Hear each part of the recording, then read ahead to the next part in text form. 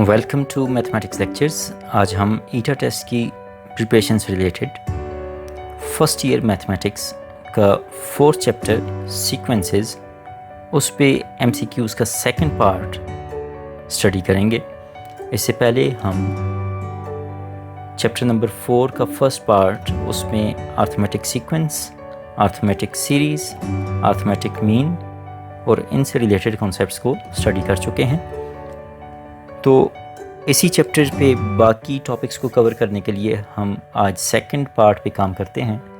इसमें हमारा जो नेक्स्ट एमसीक्यूज़ है वो है the common ratio of a geometric sequence can not be.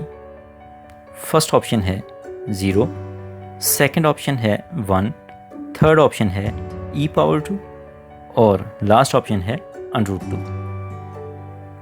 Students को पता होना चाहिए कि जिस तरह अरिथमेटिक सीक्वेंस के अंदर दो कंसेक्यूटिव टर्म्स का जो डिफरेंस होता था वो कॉमन डिफरेंस कहलाता था, तो यहाँ पे जो ज्योमेट्रिक सीक्वेंस है उसकी ये प्रॉपर्टी है कि उसमें हर दो कंसेक्यूटिव टर्म्स की जो रेशो है वो एक कॉमन रेशो होती है, जिसे हम यूजुअली r से रिप्रेजेंट करते हैं।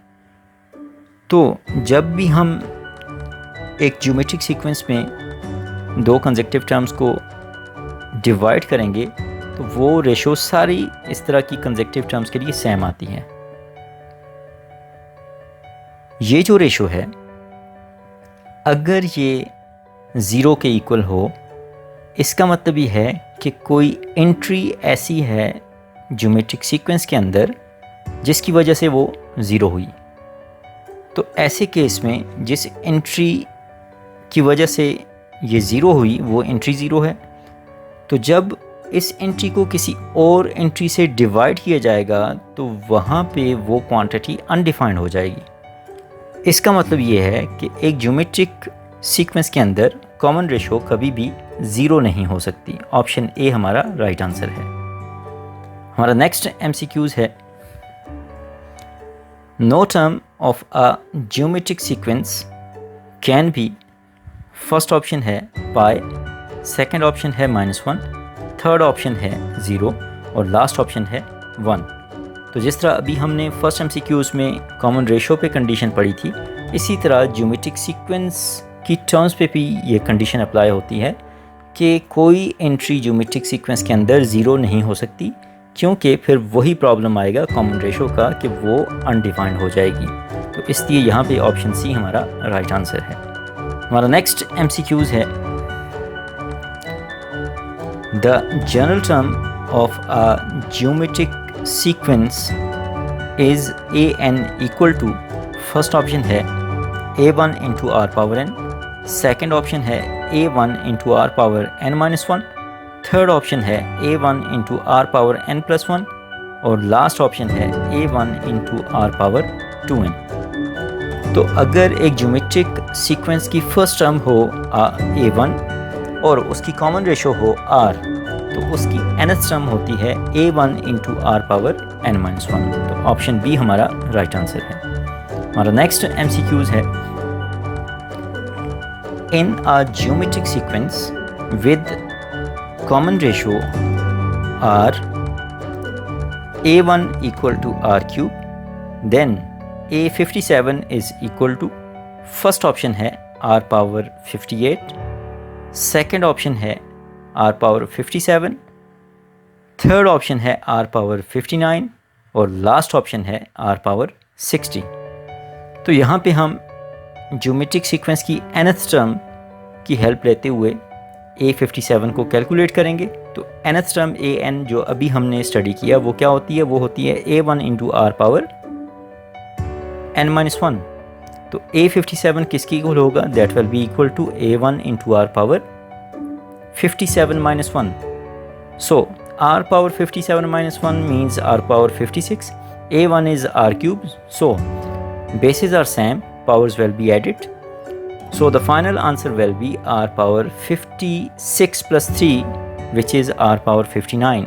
So option C is our right answer. हमारा next MCQs है the reciprocal of the terms of geometric sequence a into r, comma a into r power 2, comma a into r cube, comma up to so on form. First option है arithmetic sequence, second option है geometric sequence, third option है harmonic sequence और last option है none of these. तो students को ये पता होना चाहिए कि अगर हम एक ज्योमेट्रिक सीक्वेंस का रेसिप्रोकल लें तो वो भी एक ज्योमेट्रिक सीक्वेंस ही होता है।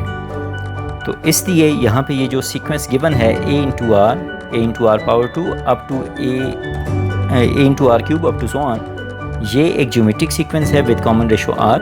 तो जो इसका रेसिप्रोकल होगा वो भी एक ज्योमेट्रिक सीक्वेंस होगा, तो उसकी भी एक कांस्टेंट कॉमन रेशो होगी। इसलिए ऑप्शन बी हमारा राइट आंसर है। हमारा नेक्स्ट MCQs है, if 1/x, 1/y and 1/z are in geometric sequence then r is equal to, हमारी फर्स्ट ऑप्शन है plus minus x/z whole under root, second option है plus minus x/y whole under root, third option है plus minus z/x whole under root और last option है plus minus y/z whole under root. यहाँ पे इस MCQs का answer देने से पहले हम इस चीज़ को देख सकते हैं कि हमें चूँकि कहा गया है कि 1/x, 1/y and 1/z are in geometric sequence, so they must have the common ratio. तो अगर हम फर्स्ट टू टर्म्स के थ्रू देखें तो हमारे पास कॉमन रेशो है 1/y whole divide by 1/x which is equal to x/y। Similarly for the second two terms that common ratio will be equal to 1/z whole divide by 1/y which is equal to y/z। तो हमारे पास ये दो relations आ गई। चूँकि हमने r की value बतानी है तो यहाँ से हम इस तरह कर सकते हैं कि बोथ इक्वेशंस को आपस में मल्टीप्लाई करें। तो मल्टीप्लाई करने से क्या होगा, r power 2 will be equal to right side पे x/y और y/z जब मल्टीप्लाई होंगे तो y से कैंसिल आउट हो जाएगा। So r power 2 will be equal to x/z, that means r will be equal to plus minus x/z whole under root. So option A is our right answer. अब हम next MCQs देखते हैं। हमारा next MCQs है, if x, capital G, y are in geometric sequence then g is equal to, हमारी first option है plus minus under root XY, second option है under root XY, third option है x plus y whole divide by 2 और last option है x into y. तो अगर हम यहाँ पे ज्योमेट्रिक सीक्वेंस की प्रॉपर्टी को यूज़ करें, कॉमन रेशो का आइडिया जिस तरह अभी हमने लास्ट MCQs में डिस्कस किया था, यहाँ से हम देख सकते हैं कि g divide by x will be equal to y divide by g। So that means g power 2 will be equal to x into y, that means g is equal to plus minus under root xy. So option A will be the right answer. हमारा next MCQs है, the geometric mean between 4 and 16 is, हमारी first option है plus minus under root 20, second option है plus minus under root 8, third option है plus minus under root 18 और last option है plus minus 8। तो जिस तरह अभी हमने फार्मूला पढ़ा, यहाँ पे ज्योमेट्रिक मीन क्या होगा, plus minus under root 16 into 4 which is plus minus under root 64 which will be equal to plus minus 8। So option D is our right answer. हमारा नेक्स्ट MCQs है, for what value of n a power n plus b power n whole divided by a power n minus 1 plus b power n minus 1 is a geometric mean between a and b। हमारी first option है 1/2, second option है 1, third option है -1 और last option है -1/2। तो यहाँ पे हमने इस MCQs को में जो एक्सप्रेशन गिवन है उससे क्वेश्चन की फॉर्म में सॉल्व नहीं करना, बल्कि हम डायरेक्टली n की वैल्यूज़ को पुट करके देखेंगे कि कौन सी n की वैल्यू है जो इसे ज्योमेट्रिक मीन बनाती है। तो अगर हम यहाँ पे n की वैल्यू 1/2 रिप्लेस करें तो given expression geometric mean between a and b में कन्वर्ट हो जाएगा। इसलिए ऑप्शन ए हमारा राइट आंसर है। हमारा नेक्स्ट MCQs है the two geometric mean between 1 and 8 are. हमारी फर्स्ट ऑप्शन है 2 and 6, सेकंड ऑप्शन है 3 and 5, थर्ड ऑप्शन है 2 and 4 और लास्ट ऑप्शन है 4 and 6। यहाँ पे अगर आप इस MCQs की स्टेटमेंट पे गौर करें तो पूछा जा रहा है the two geometric means between 1 and 8 are. हमने इसे क्वेश्चन के थ्रू सॉल्व नहीं करना, हम यहाँ पे एक फैक्ट, एक रिज़ल्ट यूज़ करेंगे। वो रिज़ल्ट आप पहले उसे समझें। वो रिज़ल्ट ये है the product of n geometric means between a and b is equal to the nth power of the single geometric mean between them. यहाँ पे हमारे पास दो ज्योमेट्रिक मीन्स हैं, हमारे पास दो ज्योमेट्रिक मीन हैं और साथ जिन दो नंबर्स के दरमियान ज्योमेट्रिक मीन्स हैं वो हैं 1 and 8। तो पहले आप ये देखें कि इस स्टेटमेंट में क्या कहा जा रहा है। The product of n geometric means between a and b is equal to the nth power of the geometric mean between them. यहाँ पे आप देखें तो 1 और 8 का ज्योमेट्रिक मीन क्या होगा। 1 और 8 का ज्योमेट्रिक मीन होगा plus minus 1 into 8 whole under root, means plus minus under root 8। और यहाँ पे जो ऑप्शंस हमें गिवन हैं इनमें से कौन सी दो क्वांटिटीज़ हैं जिनका हम प्रोडक्ट लें और वो उस ज्योमेट्रिक मीन के स्क्वायर के इक्वल आए। क्योंकि दो ज्योमेट्रिक मीन है तो इसलिए हमने पावर 2 लेनी है। तो जब हम ज्योमेट्रिक मीन की पावर 2 लेंगे तो आंसर 8 आ जाएगा। यहाँ से हमारे पास कौन सी ऑप्शन है जिनका प्रोडक्ट 8 के इक्वल है। तो आप देखें कि ऑप्शन सी जो है इसमें 2 और 4 का प्रोडक्ट 8 के इक्वल है। तो इसका मतलब ये है कि 1 और 8 के दरमियान दो ज्योमेट्रिक मीन्स कौन से होंगे, वो 2 और 4 होंगे। इसलिए ऑप्शन सी हमारा राइट आंसर है। हमारा नेक्स्ट MCQs है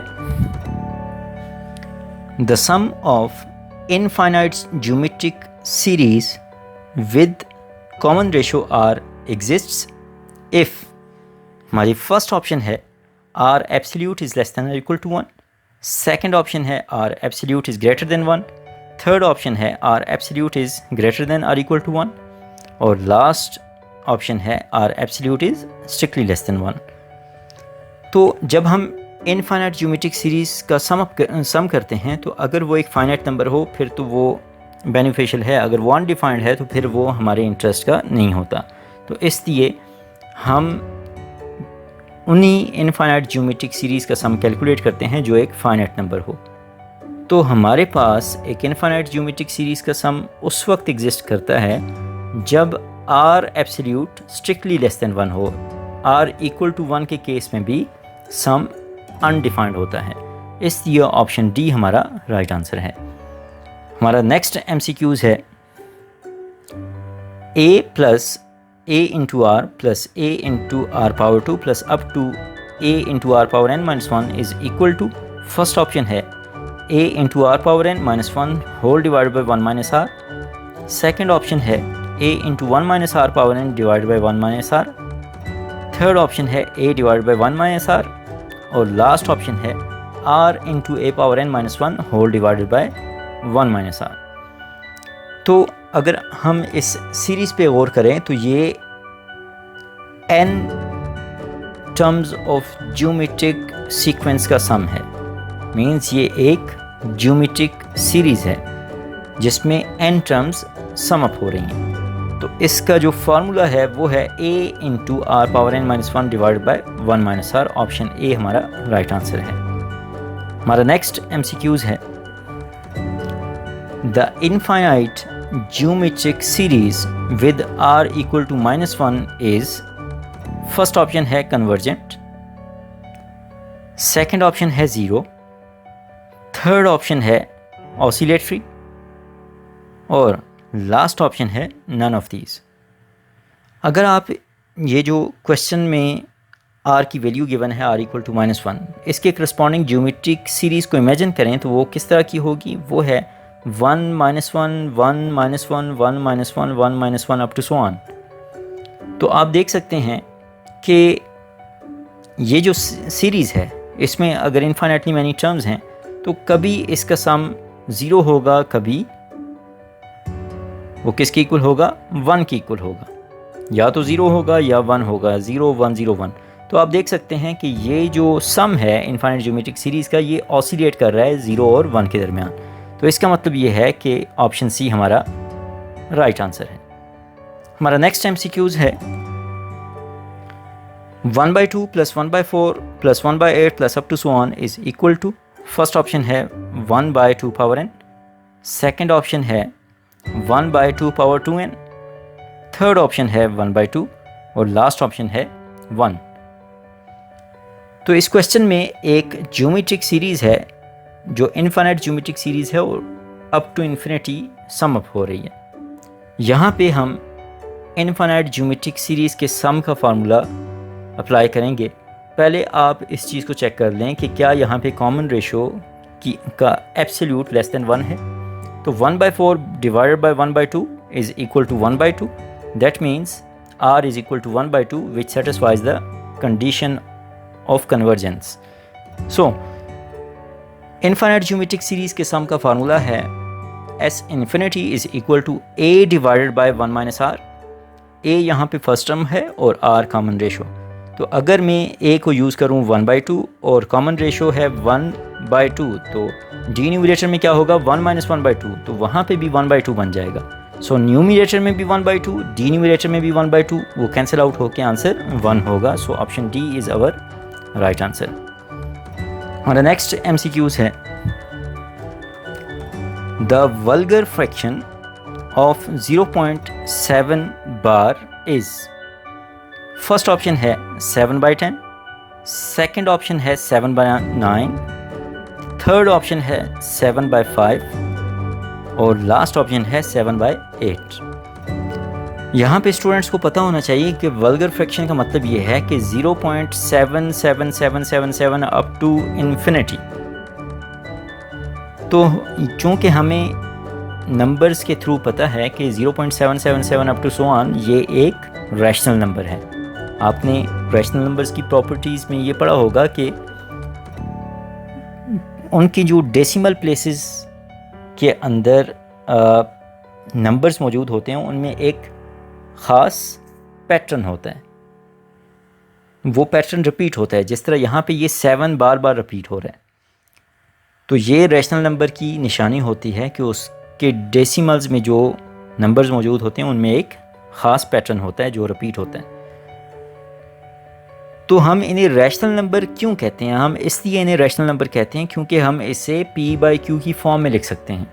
तो यहाँ पे हम इस vulgar fraction 0.777 up to so on को p/q की फॉर्म में लिखेंगे और यही क्वेश्चन में पूछा गया है कि फ्रैक्शन में हम इसे कैसे लिख सकते हैं।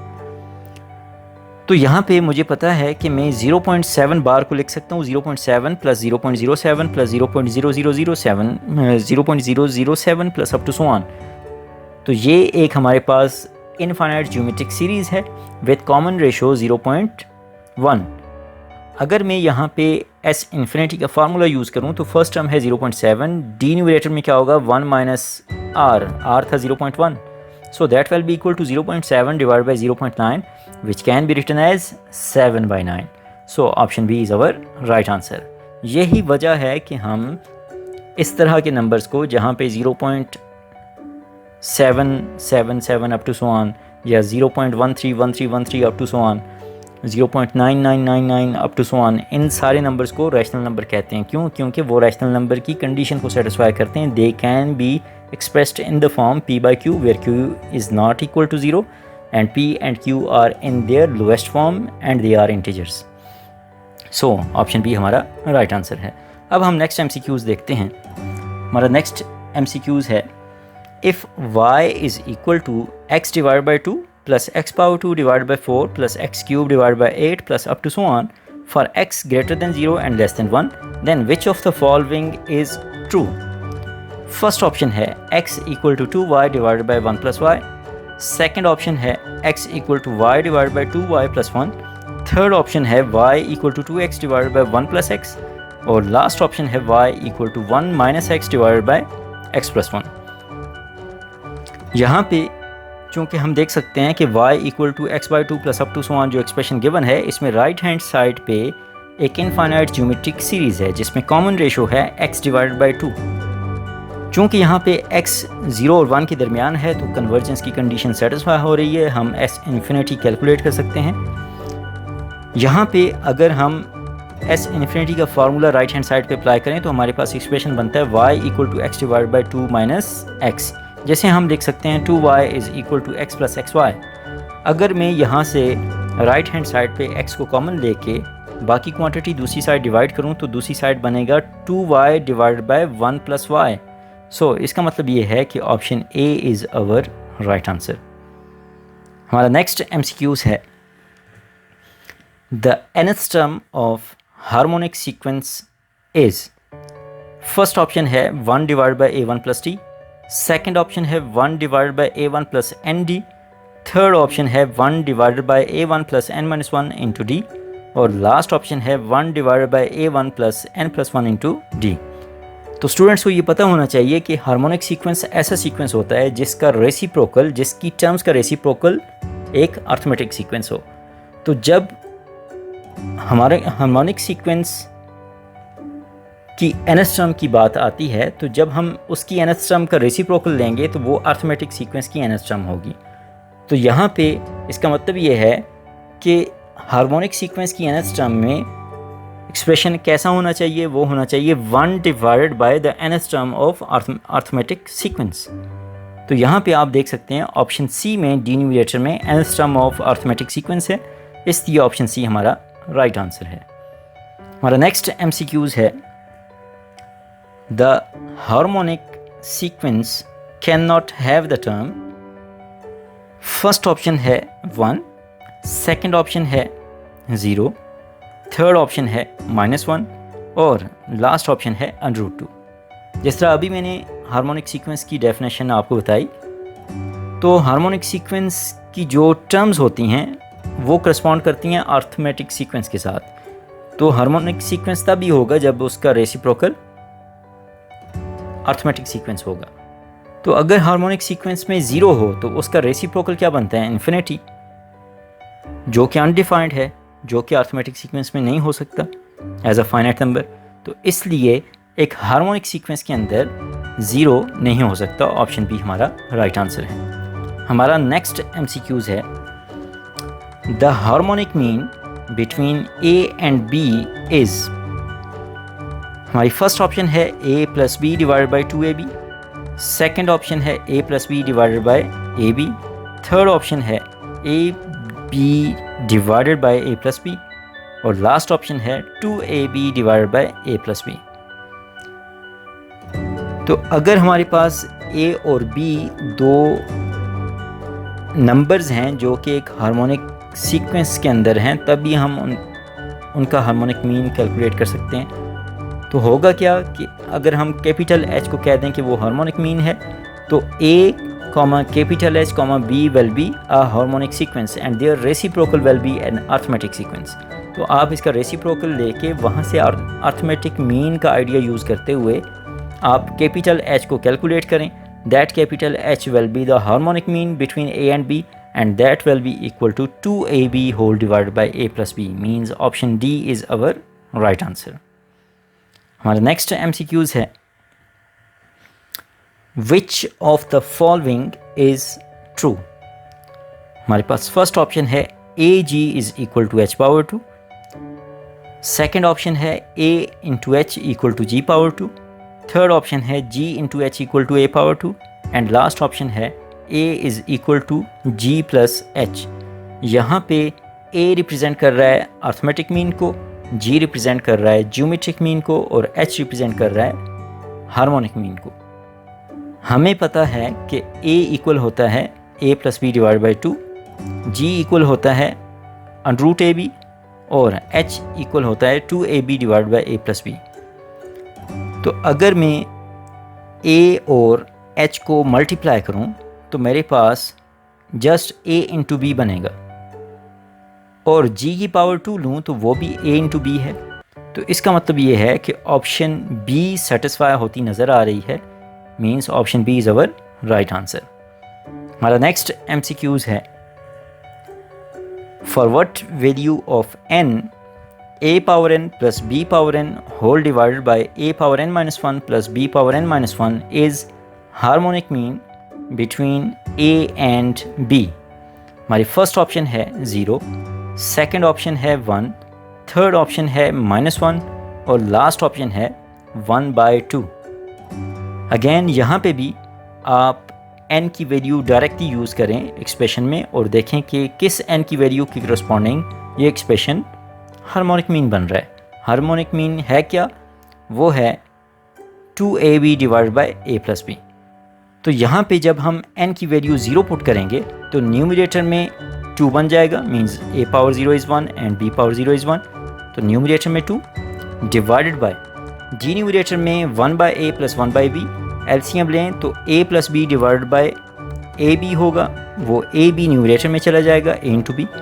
तो न्यूमरेटर में बन जाएगा 2ab और डिन्यूमरेटर में a plus b. So 2ab divide by a plus b is harmonic mean, that means option a is our right answer.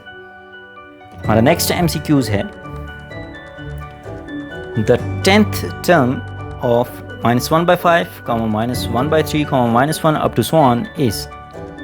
हमारी फर्स्ट ऑप्शन है 1/15, सेकेंड ऑप्शन है 1/13, थर्ड ऑप्शन है -1/11 और लास्ट ऑप्शन है 1/11।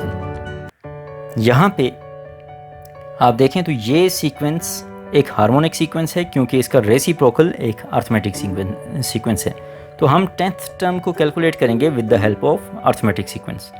अगर हम इसका रेसिप्रोकल लें तो हमारे पास सीक्वेंस बनता है -5, -3, -1 अप टू सो ऑन। यहाँ पे आप देख सकते हैं फर्स्ट टर्म -5 है, कॉमन डिफरेंस क्या है -3 + 5 विच इज़ 2। तो nth टर्म होगी 2n-7। तो चूँकि हमने 10th टर्म कैलकुलेट करनी है हार्मोनिक सीक्वेंस की, तो उसके करस्पॉन्डिंग हमारे पास अर्थमेटिक सीक्वेंस में 10th टर्म है 2 × 10 20 -7 13। तो 13 का रेसिप्रोकल हार्मोनिक सीक्वेंस में होगा which is 1/13। That means option B is our right answer. हमारा नेक्स्ट MCQs है, if a and b are two distinct negative real numbers and capital G geometric mean is less than 0, then which of the following is true? First option है a is greater than g is greater than h. Second option है g is less than h is less than a. Third option है h is greater than g is greater than a. और last option है g is greater than h is greater than a। Students को ये पता होना चाहिए कि जब हमारे पास a और b पे कंडीशन हो कि they are two distinct negative real numbers और g क्या है वो लेस देन 0 है। g लेस देन 0 हो या ग्रेटर देन 0 हो, हमेशा माइंड में रखें कि इस तरह की इनइक्वालिटी में g हमेशा सेंटर में होगा। तो इसका मतलब ये ऑप्शन बी और डी तो हो नहीं सकते। और जी जब लेस देन 0 हो फिर क्या होता है, फिर आपके पास अर्थमेटिक मीन सबसे छोटी वैल्यू होगी, उससे बड़ी वैल्यू ज्योमेट्रिक मीन, उससे बड़ी वैल्यू हार्मोनिक मीन की होगी। और अगर जी ग्रेटर देन 0 होगा तो फिर सबसे बड़ी वैल्यू अर्थमेटिक मीन की होगी, उससे छोटी ज्योमेट्रिक मीन और उससे छोटी हार्मोनिक मीन की होगी। इसलिए यहाँ पे चूँकि जी लेस देन 0 है तो हमारे पास सबसे बड़ी वैल्यू होगी हार्मोनिक मीन की, उससे छोटी ज्योमेट्रिक मीन और उससे छोटी अर्थमेटिक मीन की। That means option C is our right answer. हमारा नेक्स्ट MCQs है, 3 numbers a, b and c are in harmonic sequence when a minus b divided by b minus c is equal to। First option है a divided by b, second option है b divided by c, third option है -c divided by b और last option है a divided by c। इस MCQs का answer देने से पहले आप देखें कि हमें गिवन है कि a, b और c हार्मोनिक सीक्वेंस के अंदर हैं। इसका मतलब ये है कि इनके जो रेसिप्रोकल्स होंगे 1/a, 1/b और 1/c ये अर्थमेटिक सीक्वेंस में होंगे।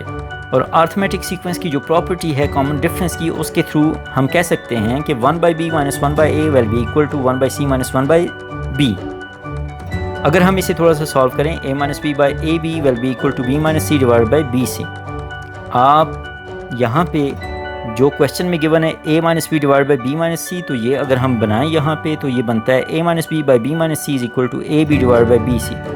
b और b कैंसिल आउट हो जाएंगे राइट हैंड साइड पे और जस्ट a/c बनेगा। That means the numbers a, b and c will be in harmonic sequence when a - b divided by b - c is equal to a/c, which is option D। हमारा next MCQs है, if we insert 4 harmonic means between -1/2 and 1/13, then D is equal to, first option है 2, second option है -2, third option है 3 और last option है 5। इस MCQs का answer देने से पहले हम थोड़ा सा देखते हैं कि सिनेरियो कैसा बनेगा और कैसे हम D को कैलकुलेट करेंगे। अगर हमने -1/2 और 1/13 इनके दरमियान 4 हार्मोनिक मीन्स इंसर्ट करने हैं तो सिचुएशन कुछ इस तरह बनेगी कि हमारे पास H1, H2, H3, H4 4 harmonic means होंगे और सीक्वेंस बनेगा -1/2, H1, H2, H3, H4 and 1/13। ये जो सीक्वेंस है ये एक हार्मोनिक सीक्वेंस है जिसमें 6 टर्म्स हैं। इसके करस्पॉन्डिंग अर्थमेटिक सीक्वेंस क्या होगा, वो होगा -2, 1/H1, 1/H2, 1/H3, 1/H4 and 13। यहाँ पे जो 13 है ये हमारे पास 6th टर्म है अर्थमेटिक सीक्वेंस की। अगर हम an वाला फार्मूला 13 के लिए यूज़ करें तो a6 which is 13 will be equal to -2 + 5 times d। So we can calculate that D is equal to 3। इसका मतलब ये है ऑप्शन C हमारा राइट आंसर है। हमारा नेक्स्ट MCQs है, the nth harmonic mean between A and B is, हमारी first option है AB into n + 1 divided by B plus n times A। Second option है A into B into n - 1 divided by B plus n times A। Third option है AB into n - 1 divided by B minus n times A और last option है AB into n + 1 divided by B minus n times A। इस MCQs का answer देने से पहले हमने चूँकि A और B के दरमियान n हार्मोनिक मीन्स इंसर्ट करने हैं तो हमारे पास हार्मोनिक सीक्वेंस बनेगा A, H1, H2, H3 up to Hn, B। तो इस सीक्वेंस में, इस हार्मोनिक सीक्वेंस के अंदर टोटल टर्म्स कितनी हैं, वो हैं n+2 और इसके करस्पॉन्डिंग जो इसका रेसिप्रोकल होगा वो एक अर्थमेटिक सीक्वेंस होगा 1/A, 1/H1, 1/H2 up to 1/H1, 1/B। यहाँ पे अगर हम D को कैलकुलेट करें तो D इक्वल होगा A - B divided by AB into n + 1 और जो 1/H1 है जो अर्थमेटिक सीक्वेंस में n+1 टर्म है वो है 1/H1 is equal to first term 1/A plus n into A - B divide by AB into n + 1। अगर हम राइट हैंड साइड को सिंप्लीफाई करें मीन्स एलसीएम लें और इसका रेसिप्रोकल लें तो हमारे पास ऑप्शन ए हमारा राइट आंसर आता है। तो इस तरह की एक्सप्रेशंस अगर स्टूडेंट्स याद कर लें, माइंड में रखें, उसका आइडिया बना लें डी के थ्रू, तो वो आपके लिए ज़्यादा हेल्पफुल होगा क्योंकि अगर इस तरह का MCQs पेपर में आता है तो उससे कैलकुलेट करने के लिए आपके 1-2 मिनट ज़रूर लगेंगे। इसलिए बेहतर है कि आप इसमें कुछ वैल्यूज़ माइंड में रखें जो जनरली A और B के लिए के दरमियान nth हार्मोनिक मीन कैलकुलेट करने के लिए हेल्पफुल हो सकती हैं। फॉर एग्ज़ाम्पल कॉमन रेशो के बारे में आपको पता होना चाहिए कि D किसकी इक्वल होता है, तो उसके थ्रू काफ़ी हद तक आपका काम आसान हो जाएगा। फिर आपको बस ये पता हो कि nth टर्म या उस सीक्वेंस के अंदर टोटल नंबर ऑफ़ टर्म्स कितनी हैं और हम किस फार्मूला के थ्रू एक स्पेसिफिक टर्म को अचीव कर सकते हैं, तो आप आसानी से कैलकुलेट कर लेंगे। तो यहाँ पे ऑप्शन ए हमारा राइट आंसर है। आज के लेक्चर में आपने 4th चैप्टर सीक्वेंसेस से रिलेटेड टॉपिक्स को कवर किया। अगर किसी टॉपिक में आपको कहीं भी कोई प्रॉब्लम हो या किसी MCQs में कोई मसला हो तो आप कमेंट्स में पूछ सकते हैं। Thank you.